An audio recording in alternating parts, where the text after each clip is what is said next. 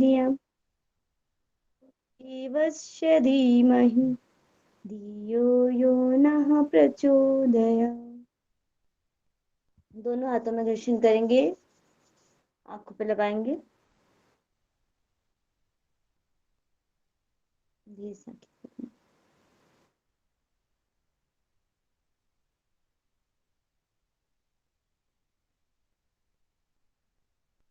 कल तो क्लास नहीं हुई थी। और उसके पिछले क्लास में हमने कौन सा टॉपिक पढ़ा था, बताइए। अटेंशन। Attention, yes. आज हम लोग अटेंशन के बाद मैंने आपको बताया था अगला टॉपिक हम पढ़ेंगे मेमोरी का। ठीक है। अटेंशन में तो कोई किसी को कोई दिक्कत नहीं थी ना। अच्छा, टाइप्स कितने बताए थे मैंने अटेंशन के? 3 टाइप। नाम बताइए एक बार, टाइप करिए बाकी सब लोग। ऐच्छिक, अनैच्छिक, स्वाभाविक। यस, बाकी लोग भी टाइप करिए। मैसेज नहीं आया किसी का भी, मुझे दिखाई नहीं दे रहा है। Voluntary voluntary habitual, yes. Aruna ji mic on करिए और बताइए वॉलेंट्री अटेंशन क्या था। Ma'am voluntary means according to your will, मतलब खुद की इच्छा के हिसाब से। और इनवॉलेंट्री में एज पर एनवायरनमेंट। और हैबिचुअल में एज पर हैबिट और प्रैक्टिस और training. Pooja ji mic on करिए और बताइए वॉलेंट्री अटेंशन जो था उसका कोई भी एक उदाहरण बताइए आपको जो समझ में आया। जी मैम, जैसे मैम इसमें वॉलेंट्री में ये एग्जांपल आ जाएगा। हमें कोई भी चीज, मान लो हम मार्केट से कोई भी चीज लेने जाएंगे। हम मार्केट में कोई चीज लेने जाएंगे, हम घर से ही अपना कुछ सोच के जाएंगे, जैसे मुझे ये खरीदना है, तो मेरा ध्यान ज्यादातर उसी चीज के ऊपर जाएगा कि हाँ मेरे को ये चाहिए था, तो ज्यादातर ध्यान वही जाएगा। या फिर जो मेरे दिमाग में पहले से ही है कि हाँ मेरे को ये चीज चाहिए, तो वहीं पर ज्यादा ध्यान जाता है। ये वॉलेंट्री का एक एग्जाम्पल हो जाता है मैम। ओके, बाकी दो ही मैसेज आए हैं, रैंडमली पूछती हूँ मैं अब। स्मिता जी माइक ऑन करिए, इनवॉलेंट्री अटेंशन जो था हमारा उसका कोई एक बताइए एग्जांपल। हाँ, जो हमारे माइंड में है, मुझे अभी जैसे पेन खरीदना है, मैं जनरल स्टोर में जाती हूँ तो सिर्फ पेन की तरफ ही मेरा ध्यान जाता है, बाकी कोई चीजों पे मेरा ध्यान नहीं जाता है। ये किसका हुआ पेंटरी का। जी? पेंटरी का। वॉलेंट्री किस, कब मैंने बोला था आपको बताने के लिए? इनवॉलेंट्री पूछा था मैंने आपको। ओके। जी, बताइए। इनवॉलेंट्री मतलब जो हमें हमने सोचा भी नहीं है, अगर हम जो पसंद आए वो हम लेते हैं, वो इनवॉलेंट्री में आएगा। इनवॉलेंट्री जिनको समझ में आया हो वो माइक ऑन करिए और बताइए।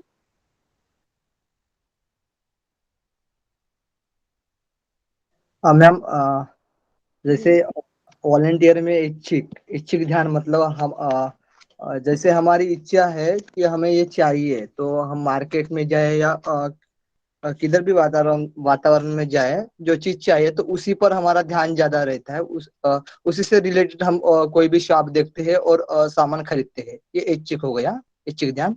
और अनैच्छिक यानी इनवॉलेंटरी। इसमें क्या होता है कि हम वातावरण में जाते हैं, लेकिन वातावरण का ज्यादा प्रभाव हम पे पड़ता है। जैसे कोई शोर साइड में आ रहा है, शोर, तो उसका प्रभाव पड़ता है, फिर हम उस पर आकर्षण हो जाते हैं। ये इनवॉलेंटरी में आ जाएगा। और स्वाभाविक ध्यान यानी हमारा उस मतलब हमारी हैबिट रहती है उस तरीके से, तो उस चीज पर हमारा ध्यान चला जाता है। जैसे हम आइसक्रीम खाना पसंद है हमें, तो हमारी ये स्वाभाविक ही है कि हम आइसक्रीम खाते हैं, हमें पसंद है, तो हम आइसक्रीम का मतलब वहां पे वो ध्यान जल्दी से चला जाता है और हम आइसक्रीम वगैरह लेना पसंद करते हैं। ठीक है। Thank you ma'am. ओके,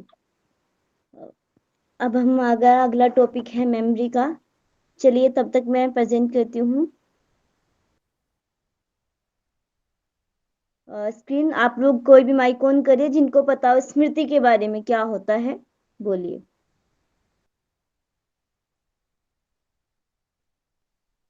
जैसे हमारे माइंड में एक गहरी मेमोरी होता है ना मैम, मेमोरी। यस। कभी भी कुछ सुना हुआ, देखा हुआ या पढ़ा हुआ जो हम माइंड में रखते हैं और जब चाहे तो उसका यूज करते हैं, ऐसे बोल सकते, उसे मेमोरी बोल सकते हैं, स्मृति। स्मृति। और बताइए अपनी बात अपनी आप लोगों को भी तो कुछ चीजें याद होंगी ना, कोई भी उदाहरण देके बताइए, कोई भी एग्जांपल बताइए किस तरीके से प्रेजेंट किया जा सकता है स्मृति को, मेमोरी। जैसे हम पढ़ाई कर रहे हैं, नेट या जेआरएफ की तैयारी कर रहे हैं, तो उस चीज के रिलेशन से हम पढ़ते हैं कि हमारा नेट या जेआरएफ निकले, उस बेसिस से हम पढ़ते हैं। और जो पढ़ते हैं वो हमारे मेमोरी में, जैसे कंप्यूटर में भी हम फाइल वगैरह रखते हैं तो वो स्टोरेज हो जाता है, वैसे ही जो नॉलेज पढ़ते हैं वो हमारे ब्रेन में स्टोर हो जाता है। फिर हमें जैसे जरूरत होगी, जैसे आपने क्वेश्चन किया मैम, तो वैसे ही हमारा आंसर निकल जाता है, मतलब स्मृति के थ्रू वो आंसर निकल जाता है। तो वो स्टोरेज हम कोई भी चीज को इकट्ठा रख सकते हैं, जब जरूरत हो तब हम उसका इस्तेमाल कर सकते हैं। ओके, चलिए अब आप इसको देखिए। स्मृति क्या होता है? एक सामान्य पद है जिससे तात्पर्य पूर्व अनुभूतियों को मस्तिष्क में इकट्ठा करके रखने की क्षमता जो होती है, इसको क्या बोला जाता है? स्मृति बोला जाता है। तो इसमें कुछ एक्सक्यूज मी मैम, ये जो हमारे जो ग्रंथ वगैरह होते हैं, जैसे हम बोलते हैं ना हमारे 18 स्मृति ग्रंथ हैं, तो ये भी तो एक कलेक्शन है, तो हम इनको सुनते हैं, कहीं ये लिखे हुए नहीं है, तो ये भी एग्जाम्पल हो सकता है स्मृति का। This is different. एक बार फिर से रिपीट करिए, समझ नहीं पाई मैं। मैम जैसे हमारे ग्रंथ वगैरह है ना, जो हमने पुराण जो ग्रंथ वगैरह, तो स्मृति तो ये भी कलेक्शन है ना, हाँ जी। ये कहीं तो ये भी एग्जाम्पल है कि स्मृति ये कुछ अलग से है। देखिए ये इसको यहाँ पे जो बोला गया है वो मेन आता है कि एक इंडिविजुअल पर्सन की कैपेसिटी के ऊपर कि आप कितनी चीजों को स्टोर कर सकते हो, उनको अगर आपको पूछा जाए तो आप कितना बता सकते हो। यहाँ पे इस तरीके से स्मृति को लिया गया है। ओके मैम, एक और क्वेश्चन है, जैसे कि ये आपने अभी बोला ना वॉलेंट्री इनवॉलेंट्री, वैसे मैं क्लास में नहीं थी, तो जैसे हमारे ब्रीदिंग अनैच्छिक जो इनवॉलेंट्री होता है, जो इच्छा नहीं होती, अनैच्छिक अपने आप चलता है, तो ब्रीदिंग जो प्रोसेस होता है ये भी इनवॉलेंट्री उसमें आता है। Breathing process. एग्जाम्पल जैसे ये अपने आप ही होता है ना, मतलब कोई हमारा इसमें वश नहीं होता, जो हम श्वास लेते हैं छोड़ते हैं, तो ये भी एक एग्जाम्पल होता है इनवॉलेंट्री का क्या? कंट्रोल नहीं है, वो सब इनवॉलेंट्री में आएगा। मैम हाँ जी, हाँ यही पूछना था मैम, कि ऐसे ही दिमाग में स्ट्राइक करा एग्जाम्पल, तो आपसे पूछती हूँ। हाँ चलिए अब आगे देखिए आप लोग, इसमें कुछ मनोवैज्ञानिकों के नाम बताए गए हैं। लेहमन जैसे बताया गया है। इंग्लिश में कोई डेफिनेशन नहीं होगा, मतलब इतना तो समझ में नहीं आ रहा है, मैंने इंग्लिश से पढ़ा है। सॉरी, मुझे लगा मैंने इसमें डाला नहीं है इंग्लिश वाला। हाँ जी मैम, इंग्लिश के मतलब टर्म्स यूज इंग्लिश के करती हूँ वर्ड प्लीज। तो बहुत ज़्यादा डिफिकल्ट है हमें समझने के लिए। सॉरी, मैं ये जब आपको अभी तक पता नहीं पीडीएफ के लिए बोला गया है नहीं बोला गया, आप समझ लीजिए अभी ऐसे ही। अब इसको पीडीएफ जब मैं आपको दूंगी तो मैं इसमें ऐड कर दूंगी इंग्लिश वाला डेफिनेशन। पता नहीं अभी राहुल सर ने परमिशन दी है नहीं दी है, एक बार उनसे बात करी जाएगी तो मैं आपको बता देती हूँ। और देखिए इसको मैं सब बता देती हूँ, आप लोगों को समझ में आ जाएगा, इतना बड़ा टॉप वो नहीं है ये कि इसको इतना हिंदी इंग्लिश में दिक्कत होगी आपको समझने में। स्मृति मेमोरी मतलब क्या होता है कि आप चीजों को कितना स्टोर करके रख सकते हो। हम लोग अब पढ़ाई कर रहे हैं, अब देखिए हम लोग हमारा सिलेबस जो है वो कितना बड़ा है, कितना बड़े, हम कितनी सारी चीजें याद करके जाते हैं एग्जाम में। बट एक लिमिट होती है ना हमारे ब्रेन की, कितनी सारी चीजों को हम स्टोर कर सकते हैं, उससे ज्यादा नहीं करेंगे। जब हम एग्जाम में लिखते हैं तो कितना कम हमें लिखा जाता है वहां पे। तो वो जो स्टोर हमने करी है चीजें, उसी को बोला जाता है मेमोरी। ठीक है, देखो इसमें आगे इन्होंने बताया है कि विशेष समय अवधि के लिए सूचनाओं को संपोषित करके रखना स्मृति है। अब इसमें बताया कि कुछ लंबे समय तक, कुछ हमारे पास एक लॉन्ग पीरियड है, लॉन्ग पीरियड तक हम कुछ चीजों को स्टोर कर सकते हैं। अब आप इसमें आगे मैं आपको टाइप्स पढ़ाऊंगी ना, तब आपको समझ में आ जाएगा। अब हम लोग कितना भी कहीं भी जाएं, कभी भी हम कितने दिन बाद भी अपने घर वापस आए, क्या हम भूल जाते हैं अपने घर के रास्ते? नहीं भूल सकते, क्योंकि वो क्या होता है हमारी लॉन्ग टर्म मेमोरी में जाके सेव हो जाता है। आगे जब टाइप पढ़ेंगे तो पता चल जाएगा। तो इन्होंने बोला कि समय अवधि 1 सेकंड से कम या संपूर्ण जीवन काल भी हो सकती है। जो उसकी टाइमिंग पीरियड बताया गया है मेमोरी का, वो कितना हो सकता है हमारा, ये छोटा भी हो सकता है। हमारे पूरे जीवन काल में हम बहुत सारी चीजें याद रखते हैं। क्या जब हम बूढ़े हो जाते हैं कुछ कुछ ही होता है कि चीजें भूल जाएं, बट बहुत सारी चीजें ऐसी होती है जो याद ही रहती है, उनको कभी नहीं भूल सकते। क्या अपना नाम भूल जाते? नहीं भूल सकते। अब इसमें एक चीज उन्होंने और बोला है, स्मृति के 2 पक्ष बताए हैं उन्होंने। ठीक है, 2 एस्पेक्ट्स बताए हैं, जिसको एक पॉजिटिव नाम दिया है तो एक नेगेटिव। पॉजिटिव को आप याद कर, इसको ऐसे ले सकते हैं, पॉजिटिव को उन्होंने बोला है कि हम इस तरीके से ले सकते हैं कि जिन चीजों को हम याद करके रखते हैं, ठीक है, वो उसका पॉजिटिव एस्पेक्ट्स होता है। नेगेटिव वो होता है जिनको हम लोग भूल जाते हैं, इसमें फॉरगेटिंग होती है, इसको का नेगेटिव एस्पेक्ट्स बोला गया है। ठीक है, ये समझ में आया? जी मैम। इसमें इतना वैसे कोई दिक्कत नहीं होगी आपको हिंदी इंग्लिश की। आगे मैंने इसमें एक और डाल दिया था, देखिए। मैम निगेटिव में कितना देर में भूल जाते हैं?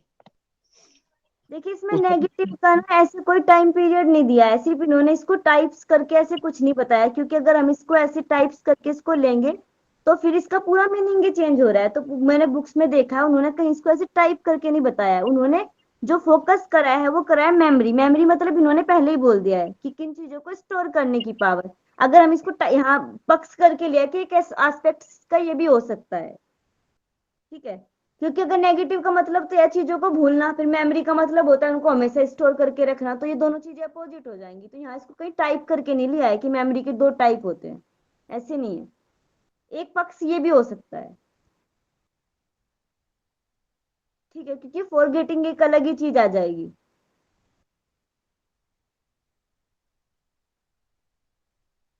ठीक है,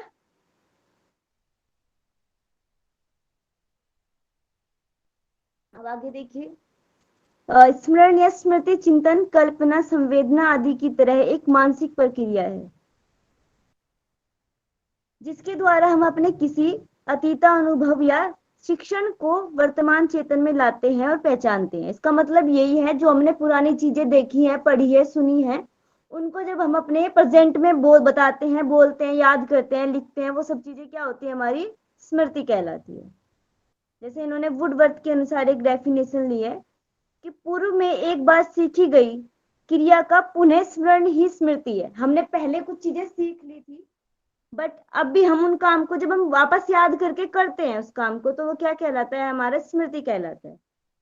अब इसको नॉर्मल ले लीजिए, हमने कुछ काम बचपन में सीखा और उसके बाद हमने वो काम नहीं किया, बट हमारे सामने जब वो बात रिपीट हुई, भले हम हो सकता है पूरा उसको हमें याद नहीं था कि हम लोग ऐसा कर सकते हैं। बहुत बार आप नोटिस करना, हम लोग ये सोचते हैं ना कि जैसे मैंने बीएससी में मैंने साइकोलॉजी पढ़ा, उसके बाद एमएससी में मैंने योग पढ़ा, तो मैं सोचती थी कि मैंने 3 साल साइकोलॉजी पढ़ा, उसका मुझे क्या फायदा हो रहा है। अब ये चीजें तो कहीं भी काम नहीं आ रही हैं। कहीं मैंने सिस्टम एंड स्कूल्स नहीं पढ़े, चलो बिहेवियरिज्म को एक बार को हम मान सकते हैं, बाकी system and school, psychology, environmental psychology, बहुत सारी चीजें पढ़ी, अब नॉर्मल साइकोलॉजी, तो उनका क्या यूज है। बट बहुत बार जब हम लोग को क्या होता है, हम योग पढ़ते हैं और योग पर हमें कोई बोलने के लिए टॉपिक दे दिया जाए, तो बहुत सारी चीजें ऐसी होती है जो हम दोनों को रिलेट करके बोलते हैं, क्योंकि योग जो होता है हमारा शरीर और मन, दोनों को लेकर चलता है, यानी कि योग एंड साइकोलॉजी दोनों चीज है। तो जब हम उस पर बोलते हैं तो बहुत सारी चीजें पुरानी याद आती है, तो हम खुद विश्वास नहीं होता कि अच्छा ये पढ़ा हुआ हमारा इस तरीके से काम आता है। जैसे हमारे टीचर्स भी बोलते थे कि जब हमारा प्रैक्टिकल का वाइवा होता था वो कहते थे तुम लोग ये सोचते हो कि एग्जामिनर तो इतना पूछता नहीं है, क्या पढ़े। बट ऐसा नहीं होता है। अगर आप पेपर, जब हमारा पेपर होता है, टेस्ट होता है, हम लोग उन चीजों को सीख लेते हैं, याद कर लेते हैं, तो उसका फायदा हमारे फ्यूचर तक होता है, लाइफ टाइम हमें वो काम आती है, एक दिन के लिए नहीं होती है। ठीक है, समझ में आई ये चीज? जी मैम। Yes ma'am. ओके, अब इसमें एक और डेफिनेशन उन्होंने दी है हिलगार्ड के अनुसार कि स्मृति का अर्थ है कि वर्तमान में उन अनुक्रिया या प्रतिक्रियाओं को प्रदर्शित करना जिनको हमने पहले सीखा था। वही बात बार बार रिपीट होके आ रही है। बाकी ये समझ में आ जाना चाहिए सबको, आ गया ना? जिनको नहीं आया होगा मैं इसका इंग्लिश वाला पीडीएफ डाल दूंगी, वैसे आ जाना चाहिए। मैम हाँ इसमें जी, जो वुडवर्थ के अनुसार इसमें एक बार में सीखी गई क्रिया का पुनः स्मरण, हाँ मतलब जी। एक बार का इसमें मीनिंग क्या समझेंगे मैम, बताइएगा थोड़ा। मैं आपको बताती हूँ इसमें आगे, मैं जब आपको पढ़ाऊंगी लर्निंग, लर्निंग में आपको ये बात क्लियर हो जाएगी। देखिए लर्निंग में भी एक चीज बोली गई है, आगे है आपका वो टॉपिक, कि कुछ चीजें ऐसी होती है हमारी लर्निंग का मतलब होता है कि बार बार करने के बाद जब हम कोई ऐसा व्यवहार सीख लेते हैं जो स्वाभाविक होता है, जो कभी चेंज नहीं हो सकता, उसको लर्निंग कहा है। बट उन्होंने बोला है कि ऐसा जरूरी नहीं है कि बार बार करने पर ही करा जाए। कुछ चीजें ऐसी होती है जिनको हम एक बार में भी सीख सकते हैं। कहीं ना कहीं वो उसकी इंटेलिजेंस लेवल के ऊपर भी डिपेंड करता है, डिपेंड करता है पर्सन सिखाने वाले के ऊपर, डिपेंड करता है आप क्या चीज सीख रहे हो। अगर एक बच्चा है जिसको डांस में इंटरेस्ट है और वो पहले से योग करता है, उसने डांस कभी ना किया हो, बट हो सकता है वो स्टेप को एक बार में सीख जाए क्योंकि उसकी बॉडी फ्लेक्सिबल है, योग करता है और उसको डांस करना अच्छा लगता है, तो कहीं ना कहीं हो सकता है कि उसको ज्यादा टाइम ना लगे, वो एक दो बार में स्टेप को सीख जाए। तो इस तरीके से इन्होंने यहाँ बोला है। जब लर्निंग भी, ये सब टॉपिक ना एक दूसरे से मिलते जुलते हैं। मैम अनुक्रिया और प्रतिक्रिया मतलब रिएक्शन। प्रतिक्रिया मतलब रिएक्शंस, यस। और अनुक्रिया माने एक्शन, क्रिया प्रतिक्रिया या अनुक्रिया लिखा है ना, क्रिया प्रतिक्रिया का मतलब वही है।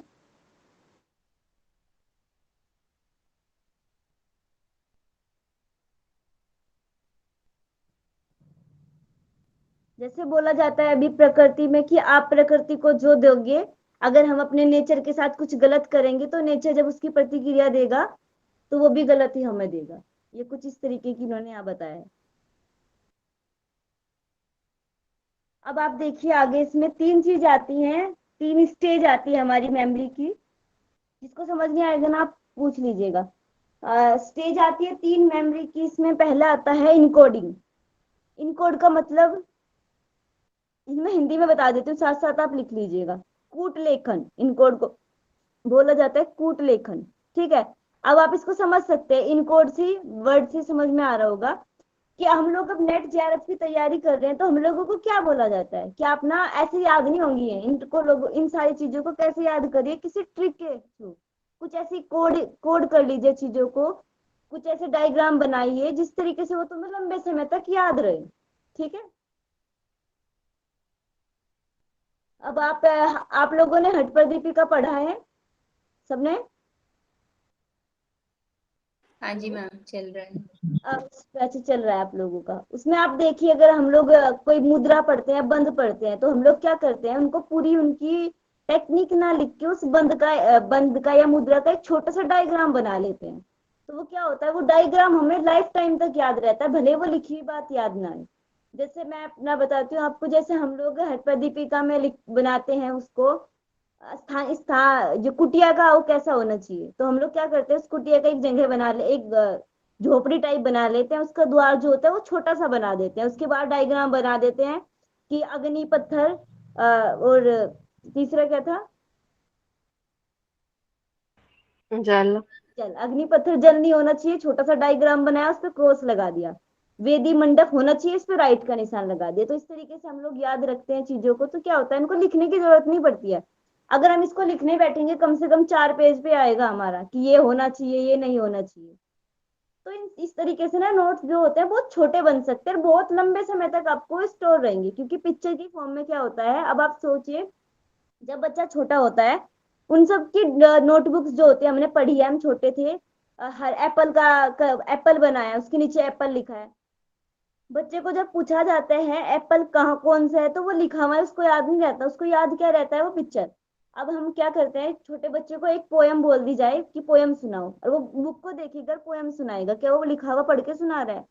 वो डायग्राम को देख के समझ जाता है कि क्या पूछा जा रहा है, उस डायग्राम को देख के वो पूरी पोयम को सुनाने लगता है। जैसे मछली जल की रानी है, अगर किसी को याद है, वो उसको लिखा हुआ नहीं समझ में आ रहा, पर वो मछली को देखेगा, पानी को देखेगा और स्टार्ट कर देगा। तो उसने में कैसे याद करी है वो इतनी सारी चीजें? कोड करके, कुछ संकेत छोटे छोटे बना के ऐसे अपने दिमाग में स्टोर कर लिया है। ठीक है, इसको बोलते हैं इनकोडिंग। अब हमने जो सिग्नल छोटे छोटे कोड करके संकेत जो बनाए हैं उसको बोला जाता है इनकोडिंग। ये बात समझ में आई? हेलो। जी मैम। यस। अब उसके बाद आती है हमारी स्टोरेज, यानी कि संचयन करना।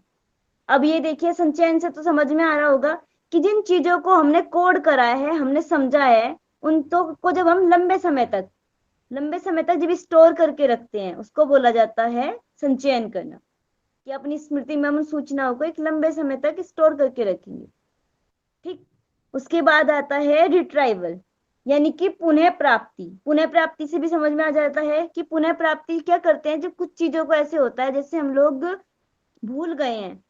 अब जैसे किसी ने नेट जेआरएफ फर्स्ट टाइम दिया था, उसने नोट्स बनाए थे, सेकंड टाइम जब वो पढ़ने बैठेगा तो क्या होगा, उसको बहुत सारी चीजें पुरानी याद आएगी। वो सोचेगा हाँ मैंने तो पढ़ा है ये, हल्का सा दिमाग पे प्रेशर डालते ही वो वापस आ जाती है सारी चीजें। तो जो हमने पहले सीखी हुई चीजें होती है, जब हम उनको पुनः याद करते हैं उसको बोला जाता है रिट्राइवल, यानी कि पुनः प्राप्ति। तीनों चीजें समझ में आई? अब हम लोग ये आप लोग सब नेट एग्जाम जेआरएफ एग्जाम की तैयारी कर रहे हैं, क्या इन तीनों प्रोसेस को आती है, करते हैं आप लोग, यूज करते हैं पढ़ते टाइम, याद करते समय? Yes ma'am. हम लोग क्या करते हैं, हमने छोटी छोटी चीजों को इनकोड करा था, समझा था, छोटे छोटे सिग्नल्स बना के, फिर हमने उनको स्टोर करा, बार बार हमने रिवीजन करा कर करके क्या होगा, वो स्टोर हो गई। अब हम जब भी हमारा एग्जाम चाहे कितने भी दिन बाद क्यों ना हो, वो उतने दिन बाद जब हम उसको प्रेशर डालेंगे दिमाग पे, हमें वो याद आ जाएगी, अच्छा हमने ये पढ़ा था, ये इसका आंसर हो सकता है। इन तीनों प्रोसेस को स्टेज बताई गई है मेमोरी की। अब आगे आप देखिए, टाइप्स बताए गए हैं मेमोरी के, 3 होते हैं, sensory memory, short term memory and long term memory. अब ये जो लॉन्ग टर्म मेमोरी है इसके 2 बताए गए हैं, episodic and semantic memory, sorry, इसको मैं आपको बता दूंगी आगे हिंदी में। अब एक एक को देख लेते हैं। ये दिखाई दे रही है ना स्लाइड आवाज भी? Yes ma'am. Sensory memory, sensory memory कौन सी मेमोरी होती है? सेंसरी को हिंदी में बोला जाता है संवेदी स्मृति। तो वे बोलते हैं वैसी स्मृति को कहा जाता है जिसमें सूचनाओं को सामान्य 1 सेकंड या उससे कम अवधि के लिए व्यक्ति रख पाता है। जो हमारी सेंसरी मेमोरी होती है बहुत छोटी होती है, बहुत छोटे समय तक हम कुछ चीजों को स्टोर करके रख सकते हैं अपने दिमाग के अंदर। किस तरीके से इसको कैसे समझा जा सकता है, जैसे हमने इसमें 2 चीजें आती हैं। एक तो हम लोग क्या करते हैं, या तो हमने किसी चित्र को देखा या फिर हमने कोई साउंड सुना। अब हमने कोई साउंड सुना, क्या हम उसको याद करके रखते हैं? याद करके नहीं रखते हैं, वो कुछ टाइम के लिए हमने सुना, उसके बाद हम तुरंत उसको भूल जाते हैं। और हमने कोई चित्र देखा, क्या हम लंबे समय तक उसको याद करके देखते हैं? जरूरत नहीं पड़ती कि इसको हम लंबे समय तक याद करके रखें, बार बार देखें। वो चीजें क्या होते हैं हमारे दिमाग में कुछ ही छोटी देर के लिए स्टोर होते हैं, जब हम उनसे हट जाते हैं तो तुरंत हमारे दिमाग में से वो पिक्चर गायब हो जाती है। ये बात समझ में आई? जी मैम। ये होती है हमारी सेंसरी मेमोरी, सबसे छोटी होती है। अब आती है short term memory. Short term memory में होती है अल्पकालिक मेमोरी, यानी कि ये क्या होती है, कैसी होती है, इसमें क्या होता है 20 से 30 सेकंड समय इसमें दिया गया है, आप भी नोट कर सकते हैं समय को। 20 से 30 सेकंड तक ये वो चीजों को याद रख पाते हैं। उसके बाद क्या होता है, उन चीजों को हम लोग क्या करते हैं, भूल जाते हैं। और इसको कुछ इसके अलग नाम भी दिए गए हैं, जैसे active memory, working memory, immediate memory, primary memory भी इसको बोला जाता है। उसको भी आप लिख लीजिएगा। ये किस तरीके की मेमोरी होती है, जैसे इसको अगर हम उदाहरण से समझे कि इसको मैं ऐसे समझ सकते हैं, जैसे हमने कोई फोन नंबर याद किया। अब जैसे हमें कोई फोन आया, किसी का फोन नंबर हमसे पूछा गया, तो हमें एक बार उसको फ्लो में याद कर लेते हैं, हो जाता है तुरंत से। बट उस पर अगर हम इतना ध्यान ना दें, हमें ध्यान देने की जरूरत ही नहीं पड़ती है, अब तो फोन है वैसे भी। तो क्या होता है, कुछ टाइम के बाद तो कुछ सेकंड तक याद रहेगा। अगर 15 सेकंड या 20 सेकंड के बाद आपसे पूछा जाए वापस वो नंबर क्या था, तो आप उसको नहीं बता पाएंगे। तो ये हमारी शॉर्ट टर्म मेमोरी होती है। सेंसरी मेमोरी में आप एक चीज और ले सकते हैं, जैसे आप लोग अगर कोई भी फॉर्म फिल कर रहे हैं या कुछ भी कर रहे हैं, तो हमारा ओटीपी आता है। ओटीपी को हम 1 सेकंड के लिए देखते हैं और डाल देते हैं, उसके बाद हम उसको याद नहीं रख पाते हैं, तो वो हमारी सेंसरी मेमोरी में भी आ सकता है। सेंसरी मेमोरी में वैसे ज्यादातर हमारे चित्र का और साउंड का बताया गया है। शॉर्ट टर्म मेमोरी समझ में आया? जी मैम। ओके, नहीं समझ में आएगा तो बता दीजिएगा। इतनी छोटी छोटी चीजें हैं। अब आता है मैम हमारा लॉन्ग टर्म मेमोरी। मैम जो 3 प्रकार थे उसी में आएंगे ना? उसके बाद आती है हमारी long term memory. Long term memory में क्या होता है, ये वो मेमोरी होती है जिसमें क्या होता है कि चीजों को हम लंबे समय तक याद रख सकते हैं। जैसे इसमें हमारा 20 से 30 सेकंड का टाइम था, जब हम 30 सेकंड से भी ज्यादा, कम से कम 30 सेकंड तो होएगा ही, पर 30 सेकंड से भी जब ज्यादा लंबे समय तक हम चीजों को याद रखते हैं, तो उसको क्या बोला जाता है, लॉन्ग टर्म मेमोरी। इसमें लिखा भी है, देखिए इंग्लिश वर्ड से ही समझ में आ जाता है।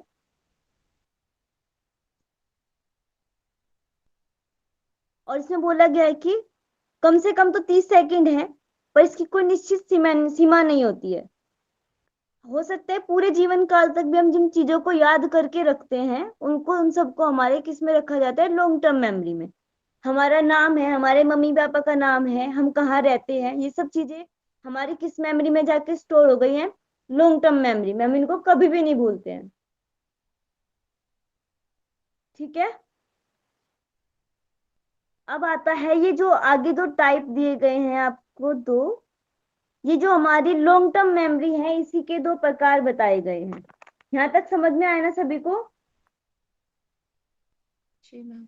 मैम ये शॉर्ट टर्म में जो आपने एक्टिव, वर्किंग और इमीडिएट बताया था, इसको एक एक लाइन में और बता दीजिए। ये देखिए, इसका नाम बताया है इन्होंने कि इसको ये भी कहा जा सकता है। जैसे एक्टिव मेमोरी, हम अभी रिसेंट में कुछ चीजों के प्रति एक्टिव हैं, तो ये उस टाइम तो हमें वो चीज याद है, बट उसके बाद जब हम उससे हट जाएंगे तो हमें वो याद नहीं रहेगी। वर्किंग मेमोरी, हम किसी काम को कर रहे हैं, उस टाइम हमें वो याद है, उसके बाद हम उससे हटेंगे तो जरूरी नहीं कि हमें वो याद रहेगा। वहां से हट गए तो वो हमारे दिमाग में से वो बात हट गई। जैसे आप लोग इसको इस तरीके से भी समझ सकते हैं। जैसे आप लोग, मुझे हुआ है अभी 2-3 बार यही हुआ है, किसी ने कुछ बोला है, भावेश जी ने भी एक बोला था इंडेक्स के लिए, मैंने वो नहीं बनाया। जैसे मैं क्लास में रहती हूँ अभी, आप लोग कुछ कब बोलते हैं पीडीएफ के लिए या किसी नोट्स के लिए या किसी क्वेश्चंस को बोलते हैं, मैं उस टाइम बोल देती हूँ कि मैं अगली क्लास में आपको बताऊंगी। पर मुझे भी याद है बहुत सारे क्वेश्चंस मैंने नहीं बताए अब तक, क्योंकि क्या होता है, मैं अभी यहाँ पे हूँ, अभी इस टाइम पे तो मुझे याद रहता है वो चीज, पर जैसे मैं क्लास से हटती हूँ तो मेरे दिमाग में से वो बात निकल जाती है, फिर मैं भूल जाती हूँ। भावेश जी ने मुझे बोला था इंडेक्स के लिए, तो मुझे याद था वो, बट उसके बाद जैसे ही क्लास खत्म हुई मुझे, खत्म हुई मुझे। हाँ जी, हाँ जी। अब क्लास में अब वापस क्लास में वापस हेलो, डबल आवाज आ रहा है। आ रहा है। ओहो, Vishal ji, your mic has to be unmuted. Yes yes, जिनका एक्स्ट्रा माइक है वो लोग माइक म्यूट कर लीजिए।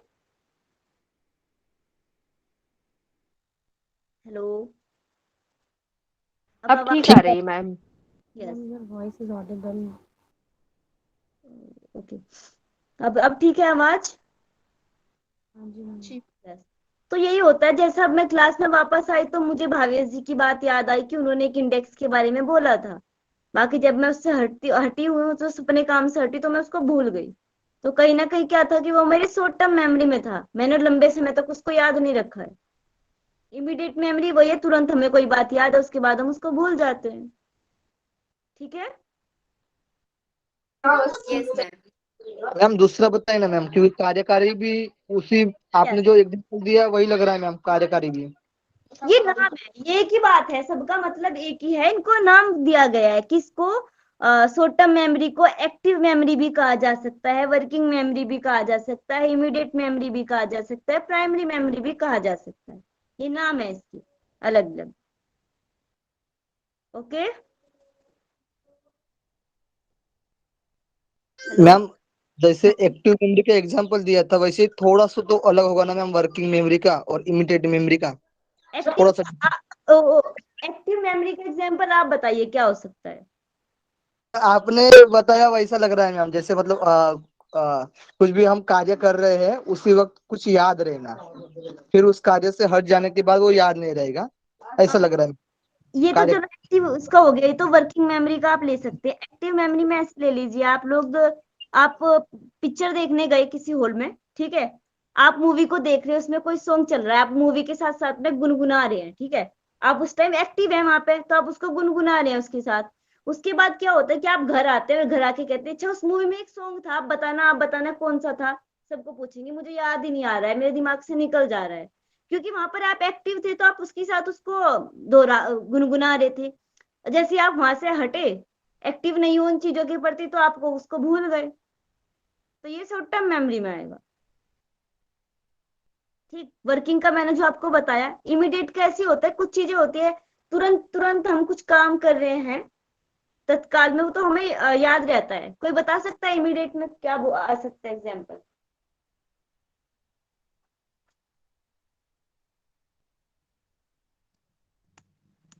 मैम ये सब तो सेम ही है ना, तो हम इसके अलग अलग एग्जांपल्स क्यों ले रहे हैं? है, उसको अगर हम ऐसे समझे खुद ही तो समझ में आएगा, बाकी वो एक ही बात, एक ही चीज का, एक ही बात के अलग इमीडिएट में हमने आपने वैसे बताया ना फोन नंबर का एग्जांपल, कि अभी कोई किसी ने फोन नंबर बताया तो थोड़ी देर के लिए ही हमको याद रहेगा, फिर भूल जाएंगे हम लोग।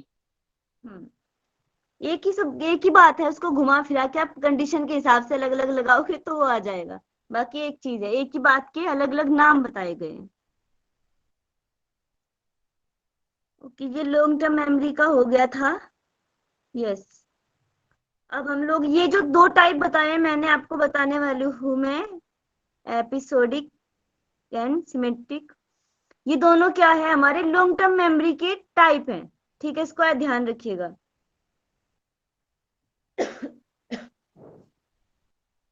अब देखिए एपिसोडिक मेमोरी क्या होती है हमारी। इसमें क्या होता है कि ये जो मेमोरी होती है हमारी, वो क्या करती है, इसको मतलब इसमें क्या करते हैं कि हम लोग, ये बताती है कि हमें कुछ घटनाएं जो होती है वो याद रहती हैं कि वो कब हुई है और कहाँ हुई है, अस्थायी रूप से व्यक्ति के साथ घटित होती है। अतः ऐसी सूचनाओं द्वारा मूलतः यह पता चलता है कि व्यक्तिगत घटनाएं कब और कहाँ हुई थी। जैसे इन्होंने नीचे उदाहरण दिया है कि मेरे बचपन के दिन कश्मीर में बीते थे। अगर कोई बच्चा बचपन में कहीं रह रहा है और कहीं आके रहने लगता है, तो उसको चीजें याद रहती है ना। तो ये जो एपिसोडिक मेमोरी होती है, ये क्या करती है, हमें बताती है कि वो घटना जो हमारे साथ घटी है, अस्थायी रूप से क्यों बोला गया है इसको, अस्थायी का मतलब कोई समझ पा रहा है?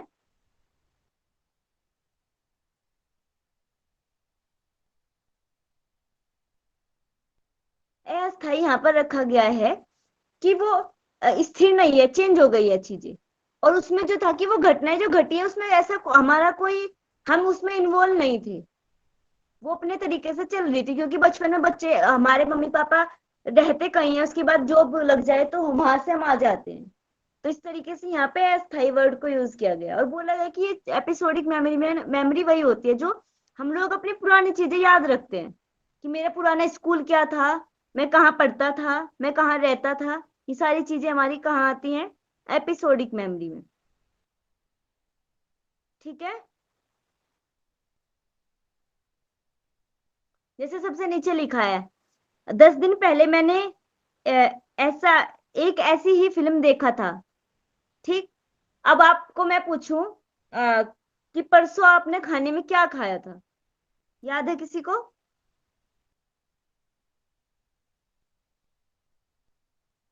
नहीं मैम। याद नहीं है? नहीं। कल आपने क्या खाया था खाने में, याद है? ये बता सकते। अब आप देखिए, अब इसको तो हम परसों की बात तो याद नहीं है, बट अभी देखिए, अब जैसे नवरात्रे चल रहे हैं तो हम नवरात्र में क्या खाते हैं, आलू खाते हैं। तो ये बात आपको कितने दिन बाद भी पूछ ली जाए, आप अगले बोलेंगे मम्मी मैंने पिछले नवरात्रों में भी आलू खाए थे, इस बार भी मैं आलू ही खा रहा हूँ। किसी के घर गए हम नवरात्रों में तो हम बोलते हैं ना मम्मी हम पिछली बार ना उनके यहाँ नवरात्रों में थे, उनके यहाँ पे ना कुट्टू की पकौड़ी बनती थी। तो वो एपिसोडिक मतलब कुछ समय के बाद आपको छोटी बात भी याद है, उसको बोला जाता है एपिसोडिक मेमोरी। चलिए आगे। मैम लेकिन मतलब वो कंडीशन बननी चाहिए, वो चीज हाँ, उसके रिलेट जैसी चीज आएगी ना सामने तभी याद आती है मैम। तभी याद आती है। जैसे जैसे परसों इसको की भाजी हम आपने पूछा मैम परसों सब्जी क्या खाई, वो तो तब नहीं अभी याद। याद नहीं है मैम, अभी याद नहीं है। लेकिन कल या परसों भी उसी तरीके से भाजी होगी ना मैम, तो हाँ उस दिन खाए थे ऐसे हाँ, याद आ जाएगा।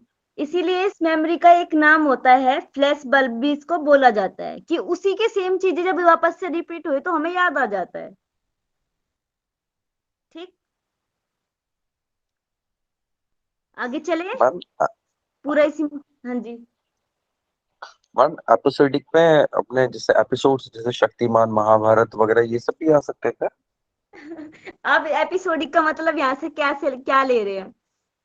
नहीं, मैं मेमोरी से याद करता हूँ, जैसे बचपन की मेमोरी को याद करते हैं फॉर एग्जांपल, जैसे डिटेलिंग वगैरह में बात करते हो तो कह इसीलिए एकदम से याद आया तो मैं कह पूछना है। सकते, बट मेन इसमें बोला गया है कि मेन जो लिखा है कि वो चीजें जो मतलब हमारे साथ घटी हो सकता है जैसे आपने कुछ दिन पहले अपने किसी दोस्तों के साथ बैठ के कोई फिल्म देखी हो और आप उसी फिल्म को देख रहे हैं। जैसे मैंने बचपन में शक्तिमान देखा था, अब हम बड़े होके देखे तो हम याद करते हैं वो सारी चीजें कि हम बचपन में ऐसे बैठते थे, वो दोस्त भी बैठता था हमारा, हम लोग ऐसे देखते थे, हम इतनी मस्ती करते थे। वो कहीं ना कहीं हमारी एपिसोडिक मेमोरी है।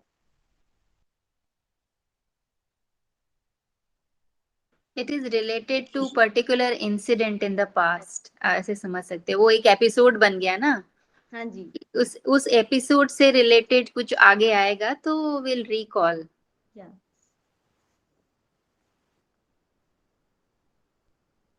अब इसके बाद हमारी कौन सी मेमोरी आती है, लास्ट वाली सेमेंटिक मेमोरी। अब ये कैसी होती है?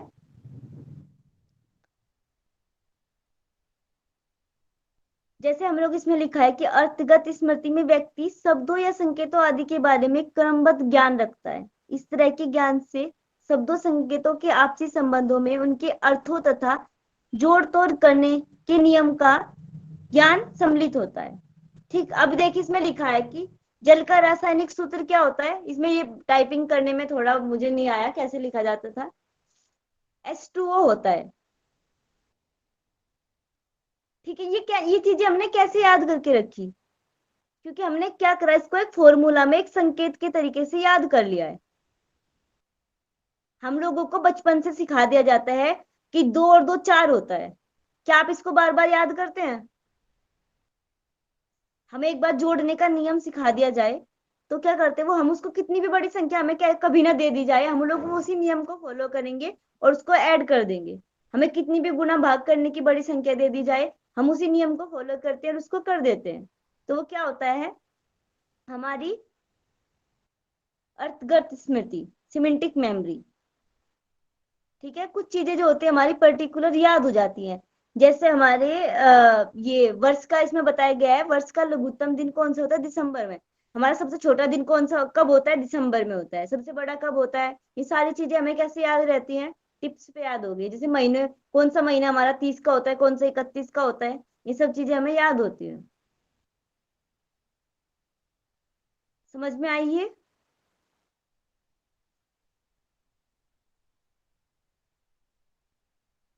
हेलो।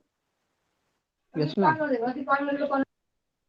मैम जैसे इसका एग्जांपल ये भी हो सकता है ना कि हम फोन का कैसे इस्तेमाल करते हैं, how to use a phone वगैरह, है ना, हाँ, सिमेंटिक मैम इसको के साथ। बोल सकते हैं क्योंकि कहीं ना कहीं उसमें भी कुछ ना कुछ नियम के थ्रू नियम लगा के ही हम चल रहे हैं। हमें हमने सीखा है स्टार्टिंग से, वो भी तो कुछ राइट। नियम से ही सीखा है ना।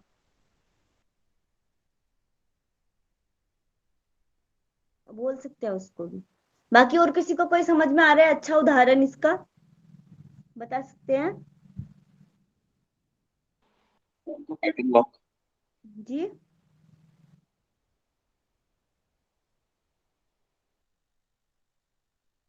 नेम ऑफ कलर्स, जैसे कलर्स के नाम हम कैसे याद रखते हैं। हाँ, इसको भी बोल सकते हैं। बट ये इसको बोला भी जा सकता है, पर कहीं ना कहीं ये हमारी सेंसरी मेमोरी में भी आ सकता है कि कलर्स को हम क्या करते हैं, हमने देख लिया है बचपन से। हमें कैसे पता चला ग्रीन कौन सा होता है, ब्लू कौन सा होता है?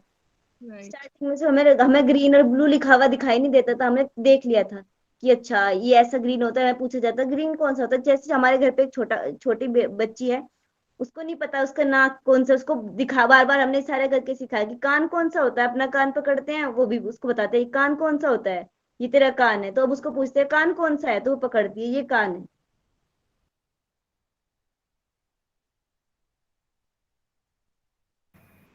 आगे चले, आगे चलने का टाइम वैसे बचा नहीं है हमारा। मैंने सोचा था दोनों टॉपिक आज हो जाएंगे, बट ये नहीं हुए। मैम स्पेलिंग्स ऑल्सो एग्जाम्पल हो सकता है ना, स्पेलिंग। स्पेलिंग भी बोल, ये भी सब चीजें हम लोग कैसे याद करते हैं, हो सकता है।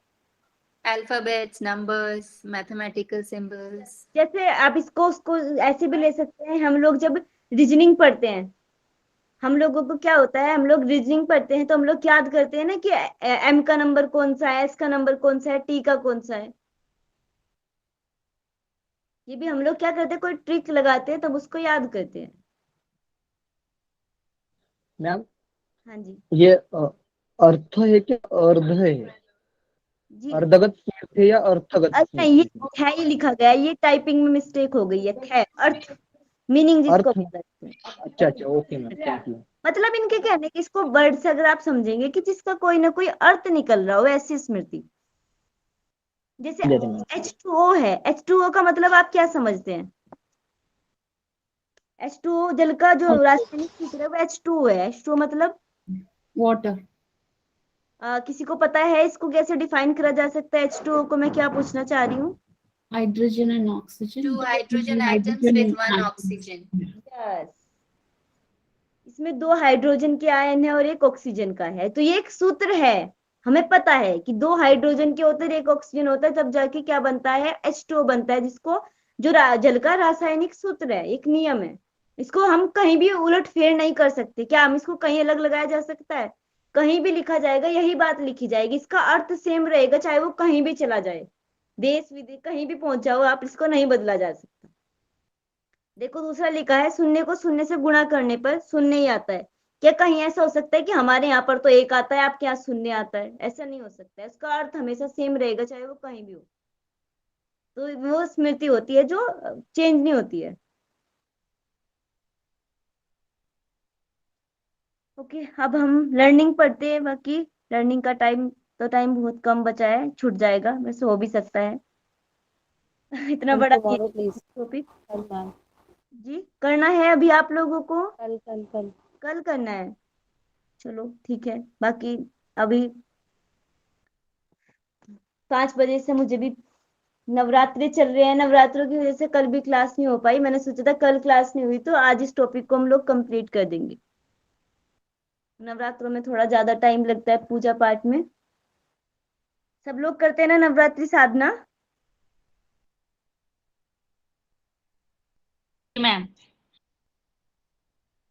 महाराष्ट्र में थोड़ा सा कम होता है मैम। कम होता है? मतलब दुर्गा पूजा, ये मतलब ये त्योहार थोड़ा सा कम होता है। बाकी वो उपवास वगैरह व्रत रखते हैं? हाँ, हाँ जी मैम, उपवास तो रहते पूरे हैं 9 मैम। दिन के हैं। ठीक रहते हैं। उपवास 9 दिन के रहते हैं। 9 दिन के हैं पर मैम। ओके। बाकी हम क्या करते हैं, हम लोग गायत्री साधना करते हैं। मैंने देव संस्कृति से अपनी पढ़ाई करी है। शांति कुंज का आपने सुना होगा, हरिद्वार। तो हम लोग नवरात्रों में गायत्री साधना, गायत्री अनुष्ठान करते हैं। उसमें हम पर्टिकुलर रखते हैं कि कितना कितना गायत्री मंत्र जप करना है हमें 9 दिन में, 24,000 करना है, कितना ऐसे करते हैं। यस, मौन उपवास भी रखता हूँ मैं। अरे वाह। तो उसमें हम लोगों को नियम, मतलब उसमें हम नियम फॉलो करते हैं कि इतना इतना जब कंप्लीट करेंगे 9 दिन के अंदर, ऐसे। तो उसके लिए थोड़ा टाइम लगता है, कम से कम 3 घंटे का समय उसमें देना होता है। और फिर बाकी की आरती, पूजा, साधना, स्वाध्याय ये सब भी होता है, तो थोड़ा समय ज्यादा लग जाता है। और फिर माला का भी नियम होता है अपना, कि आप माला को ऐसे रात में नहीं जप सकते, उसका भी समय होता है। चलिए, बाकी आप लोग ना इन सब का रिवीजन कर लीजिएगा। कोशिश रहेगी कि आपकी क्लास ना जल्दी से खत्म हो जाए। इसी वजह से थोड़ा हो रहा है, क्योंकि नवरात्रों में हो जाता है। मैंने आज भी बहुत कोशिश करी कि आज दोनों टॉपिक एक बार में, मैंने दोनों बनाए, कर लिया था मैटर, दोनों को एक बार में कर लिया जाए खत्म।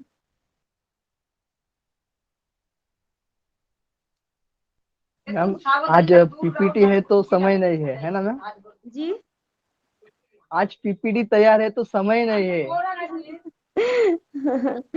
वो बस समय रहता है तो पीपीटी नहीं बनती, मतलब बनी नहीं रहती। होता है वो। बाकी मैंने आज ना पहले से सेट कर लिया था। कोई नहीं, कल भी कोशिश करते हैं, कल कंप्लीट हो, कल तो एक ये टॉपिक हो जाएगा, उसके बाद हमारे 2-3 टॉपिक ही बचे हैं, जल्दी से हो जाए। हाँ, बहुत अच्छे से हो रहा है मैम, समझ आ रहा है मैम। समझ आ रहा है ना सबको अच्छे से? जिनको हिंदी इंग्लिश की थोड़ी प्रॉब्लम होगी, मैं उसमें उसको डाल दूंगी, इंग्लिश वाले मैटर, तो आप उससे पढ़ लीजिएगा। मैम आप क्या बात कर रहे हो अभी? मेरा कॉल आ गया था कोई। हम अभी यही बात कर रहे थे कि ये हमारे कब तक कंप्लीट हो जाएगा टॉपिक। आज ये की टॉपिक हुआ, इसके बारे में बात कर रही थी।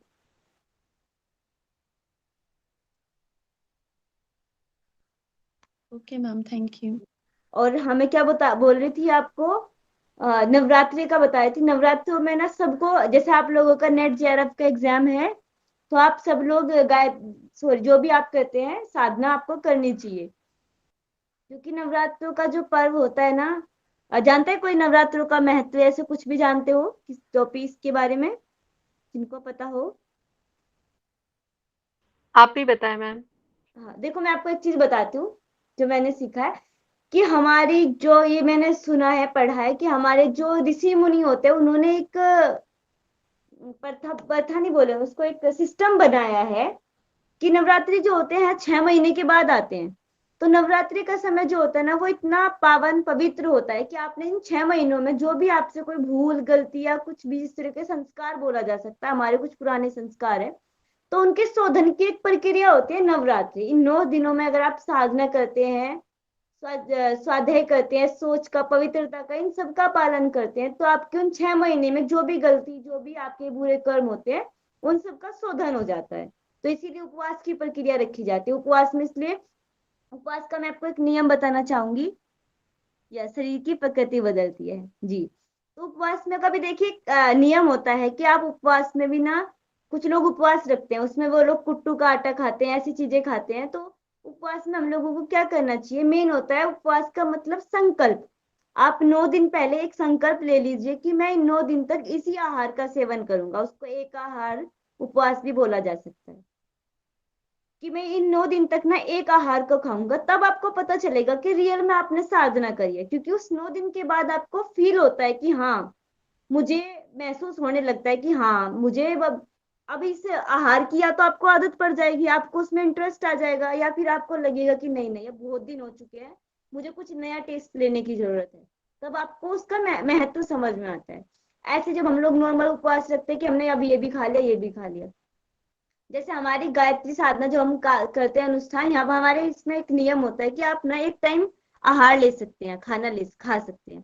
तो हम लोग ऐसे कर लेते हैं, मैं अपना बताती हूँ। तो हम लोग कैसे करती हूँ मैं, हम लोग एक टाइम खाना खाते हैं शाम के टाइम, तो हम लोग आलू खाते हैं, उसके साथ रोटी खाते हैं, तो उसकी लिमिट रख लेते हैं कि मैं आलू रोटी ही खाऊंगी 9 दिन तक, और सिर्फ 2 रोटी और इतनी सी सब्जी, जितना भी हम लेते हैं।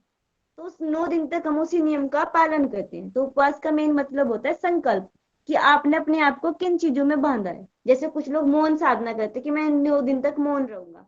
कुछ लोग क्या करते हैं, बिस्तर पे नहीं लेटते कि मैं 9 दिन तक नीचे लेटूंगा। तो वो क्या होता है, ये एक अलग तरीके से अपनी जीवनचर्या से हटके, अपने कंफर्ट जोन से हटके जब आप कोई ऐसी लाइफ स्टाइल को करते हो, तब वो पता चलता है आपका कि आपने साधना की, अपने आप को कष्ट में डाला है, तपाया है। ये होता है नवरात्रि का महत्व। आपको सबको करना चाहिए छोटा छोटा। जैसे अभी हम लोग कर रहे हैं, हम लोग व्रत करते हैं जब, तो 3 घंटे का जब करते हैं, तो इन 3 घंटे में कोशिश करते हैं कि अगर हम पूरा 3 घंटे लगातार ना बैठ पाए, 2 घंटा बैठे या एक एक घंटे का करके बैठे, तो उससे क्या होता है कि हमारे मन में स्थिरता आती है। अगर आज हम 1 घंटा जब कर रहे हैं बैठ के, तो हमारे अंदर कॉन्फिडेंस आ जाएगा कि मैं 1 घंटा बैठ के पढ़ाई भी कर सकता हूँ। हमारे शरीर में वो दृढ़ता आ जाएगी, कमर गर्दन सीधी करके बैठना, ये सब चीजें आ जाती हैं। ठीक है, चलिए। अच्छा लगा मैडम। Yes, thanks. सभी लोग कमर गर्दन, वेलकम। कमर गर्दन सीधी करके बैठेंगे, आंखें बंद, मन शांत। एक साथ एक स्वर में शांति पाठ। ओम विश्वानि देव सवितर्धुर्तानि पराशुव, यद्भद्रं तन्मे ओम शांति शांति शांति, सर्वारिष्ट सुशांतिर्भवतु। दोनों हाथों में दर्शन करेंगे, आंखों पे लगाएंगे, धीरे से आंखें खोलेंगे, मुस्कुराते हुए। बहुत बहुत धन्यवाद आप सभी का। Thank you so much ma'am.